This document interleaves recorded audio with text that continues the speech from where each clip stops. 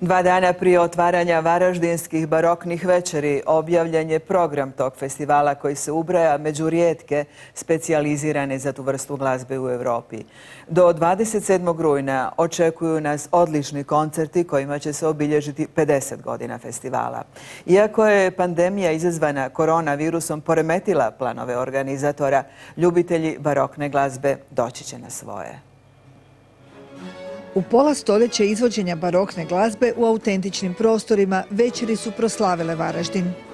Barokne večeri daleko nadrasle svoj grad i svoju domovinu. Danas je to jedan od najrespektabilnijih opće festivala rane glazbe u svjetskim okvirima. Koncept, ja sam ga nazvao neki dan, ujedinjena snaga hrvatske kulture i hrvatske umjetnosti. Mislim da je to jedini pravi naziv ovogodišnjeg festivala. Vrsni domaći glazbenici, barokni ansambli, orkestri i zborovi predstavit će ponajbolje od domaće i svjetske barokne glazbe na koncertima u Varaždinu, Trakošćanu te još 5 gradova.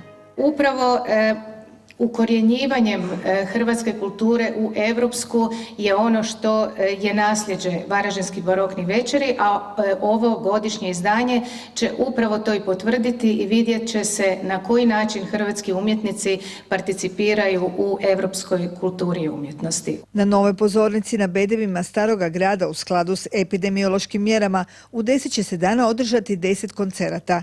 Na pročeljima Gradske knjižnice i Varaždinskog HNK već je postavljena izložba 50 fotografija koje predstavljaju svaku godinu festivala.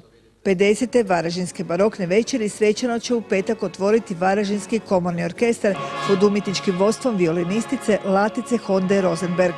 Glazbeno ozračje festivala dočarat će nam djelima Baha, Vivaldija i Telemana.